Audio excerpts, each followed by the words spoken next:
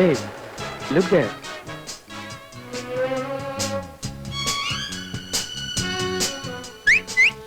Hey, mind ചെയ്ത് പോകണോ?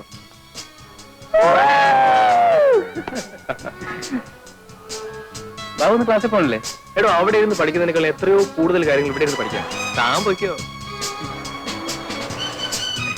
ബാബു നോക്ക്.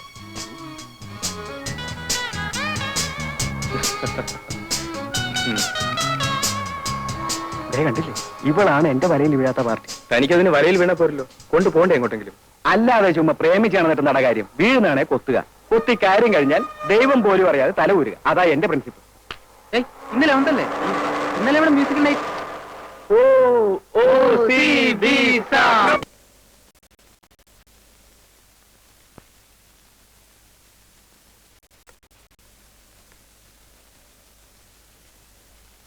അമ്മേ, നോക്കി. എന്താടാ അത്? പോയിട്ട് പറഞ്ഞു. മണി 1:30 ആവാൻ പോന്നു. ഇപ്പോഴാണ് എൻ്റെ ഒരു വാർത്ത. പോയി പറഞ്ഞു.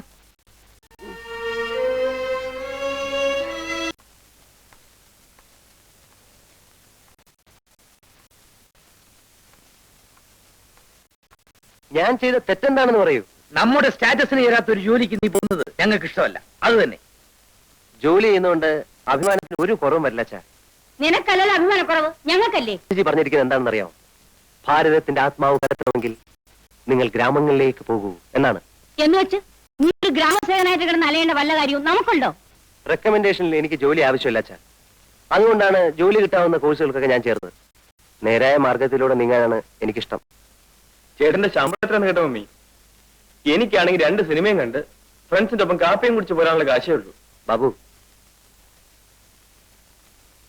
എടാ, എളിമയാണ് മനുഷ്യന്റെ ഏറ്റവും വലിയ സ്വത്ത്. ഒരാഴ്ച അവിടെ താമസിച്ച് ആ പുതുമ കഴിഞ്ഞാൽ നിനക്ക് മനസ്സിലാകും. അത് കഴിഞ്ഞിട്ട് ആലോചിക്കാം ബാക്കി കാര്യങ്ങളൊക്കെ.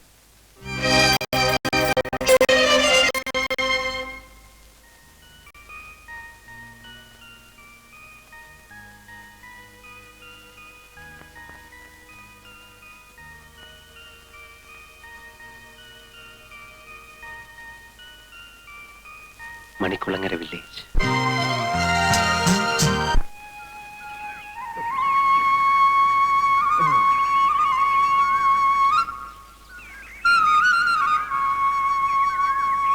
അല്ല, ഒന്ന് ചോദിച്ചോട്ടോ, നമ്മുടെ ആ രാപ്പാടിപ്പറമ്പില് രാരിച്ചെന്നേരെ വീട് ഏതാ? ചെറുക്കന്റെ സ്വഭാവം നന്നായിരിക്കും, സാമാന്യം വിദ്യാഭ്യാസം വേണം, ആര് കണ്ടാലും അയ്യേന്ന് പറയിപ്പിക്കരുത്, പിന്നെ തറവാട്ടുകാരനായിരിക്കണമല്ലോ. ഇതിനെല്ലാം പുറമെ ഒരു പെൺകുട്ടിയെ വെച്ച് പൊറുപ്പിക്കാനുള്ള ത്രാണി ഉണ്ടായിരിക്കണം. അത്രയല്ലേ ഒരു ചെറുപ്പക്കാരന് ആവശ്യമുള്ളൂ. ഞാൻ അങ്ങനെ അതിമോഹമുള്ളവനൊന്നും അല്ല. പ്രഭാകരന്റെ കാര്യത്തിൽ ഒന്നും പേടിക്കാനില്ല. 30 വിളയുന്ന 2 ഏക്കർ നിലപ്പറമുണ്ട്, തെങ്ങും പറമ്പുണ്ട്, കൊപ്ര കച്ചവടമുണ്ട്, നല്ല എണ്ണം പറഞ്ഞ 4 കറവ് പശുക്കളുണ്ട്.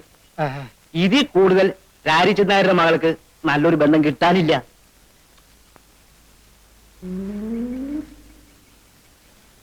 എന്നാ കുട്ടിയെ ഒന്ന് കാണുകയല്ലേ? ഓ, കാണാമല്ലോ.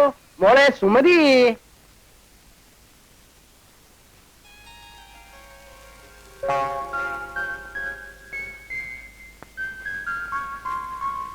അച്ഛന്റെ പൊന്നുമോളിന്ന് വാ.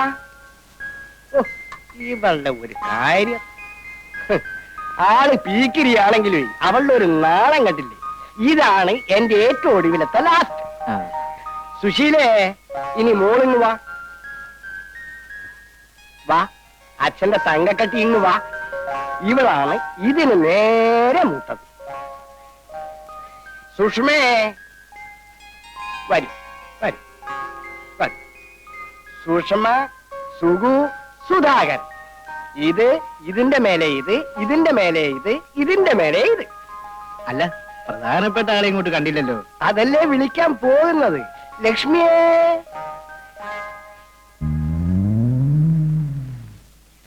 ഇതാണ് എന്റെ ഭാര്യ, കുട്ടികളുടെ അമ്മ. നമ്മൾ കല്യാണത്തിന് ആലോചിക്കുന്ന കുട്ടിയെ വിളിക്കൂ രാരിച്ചെന്നേരെ? വിളിക്കാം. ലക്ഷ്മി, ഇവിടെ കൊണ്ടുപോയിട്ട് അവളെ ഇങ്ങ് അയക്കൂ. ആ, കുട്ടികളെല്ലാം പൊക്കോളൂ പൊക്കോളൂ. എണീരടാ അവിടെ, മടി കയറിയിരിക്കാൻ കണ്ട നേരം. അങ്ങോട്ട് ചെല്ലടി, അവർ നിന്നെ പിടിച്ചു തിന്നത്തൊന്നുമില്ല. നിന്നെ കാണാൻ വേണ്ടി വന്നതാണെന്നേ.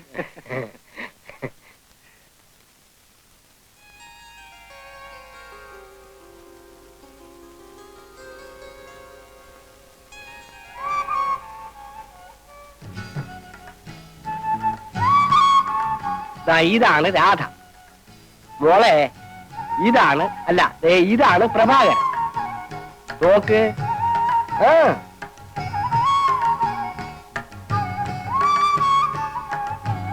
നാണം കൊണ്ടാ.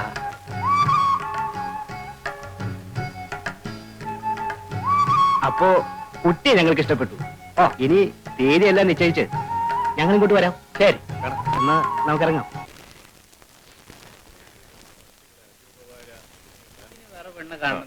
കല്യാണാലോചനയ്ക്കാണ് വന്നത്.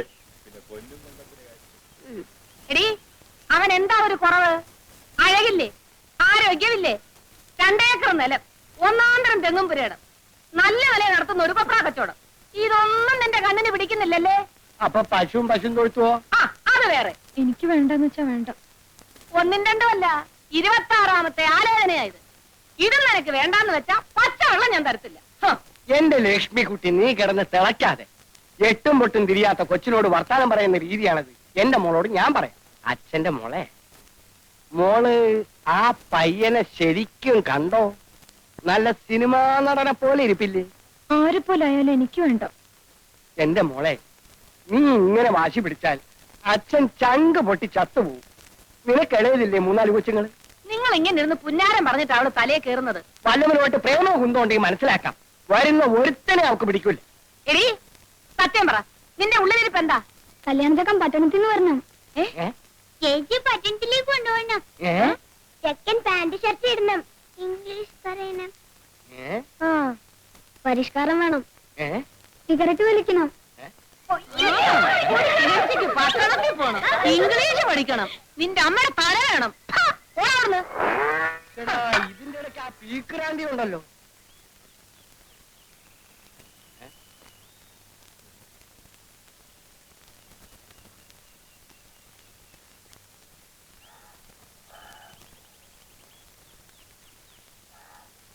ഈ ചെയ്യുന്നതൊക്കെ ന്യായമാണെന്ന് തോന്നുന്നുണ്ടോ? രാധയ്ക്ക് ഇതുവരെ 26 കല്യാണാലോചന വന്നിട്ടുണ്ട്. അപ്പോഴൊക്കെ നീ ചോദിച്ച അതേ ചോദ്യമല്ലേ ഇപ്പോഴും ചോദിക്കുന്നത്? ഞാൻ ആരാ? വാസുണ്ണി. അല്ല, അമ്മാവന്റെ ആരാ? അനന്തരവൻ. ആണേ. ഞാനിവിടെ വരുമ്പോ എനിക്ക് വയസ്സ് എത്രയായിരുന്നു? 26 തവണ ഞാൻ പറഞ്ഞതല്ലേ 12. അന്ന് എന്റെ അമ്മ അമ്മാവന്റെ മുമ്പിൽ കിടന്ന് മരിക്കുമ്പോ അമ്മാവൻ കൊടുത്ത വാക്കെന്തുവാ? അന്ന് അത് അബദ്ധത്തിൽ പറഞ്ഞു പോയതല്ലേ എന്റെ വാസുണ്ണി. രാധയെ നിനക്ക് കല്യാണം കഴിച്ചു കൊടുക്കാമെന്ന് 12 വയസ്സ് മുതൽ നീ ഇതേ ശരണമെന്ന് പറഞ്ഞ് നടക്കുമെന്ന് ഞാൻ കരുതിയോ? മരിക്കാൻ നേരത്ത് ഒരാൾക്ക് കൊടുത്ത വാക്ക് പാലിക്കണ്ടേ അമ്മാവാ?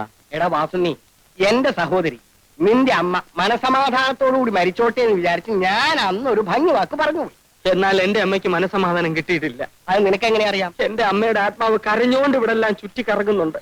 ആ അവളെ കാണുമ്പോ ഞാൻ പറഞ്ഞോളാം, നീ സമാധാനമായിട്ടിരിക്കും. ഇന്നലെ രാത്രിയിലും സ്വപ്നത്തിൽ വന്ന എന്റെ അമ്മ എന്നോട് ചോദിച്ചു, എന്താ മോനെ നിനക്കൊരു വിഷമം? എടാ, ഒരു ഉത്തരവാദിത്വം ഇല്ലാതെ പട്ടവും പറപ്പിച്ച് നടക്കുന്ന നിന്നെ വിശ്വസിച്ച് ഞാൻ എങ്ങനെയാടാ രാധയെ പറഞ്ഞേക്കുക? ഇപ്പൊ ഞാൻ അങ്ങനെ നടക്കുന്നത് ശരി തന്നെ. പക്ഷെ രാധയെ കെട്ടിയാൽ ആ സെക്കൻഡിൽ അമ്മാവനേക്ക് ഓഹരി തരണ്ടേ? എന്നിട്ട് അതിൽ കെങ്കേയമായി കൃഷി ഇറക്കി ഞാൻ അവളെ പൊന്നുപോലെ നോക്കുമാ. വാസുണ്ണി, നീ എന്നെ ഇങ്ങനെ ഞെക്കി പിഴിയരുത്. ഓരോ കല്യാണക്കാര് വരുമ്പോഴും അപ്പ നീ എന്നെ വിളിക്കും. അത് കാണുമ്പോഴേ എന്റെ തല എങ്ങനെ കറങ്ങും. അവൾക്കാണെങ്കിൽ നിന്നെന്നല്ല, അന്വേഷിച്ചു വരുന്ന ഒരുത്തനെയും പിടിക്കൂല. പട്ടണത്തിൽ നിന്ന് വേണം പോലും, പട്ടണത്തിൽ നിന്ന്. എന്താണാവോ പട്ടണത്തിൽ ഇത്ര തുള്ളാൻ?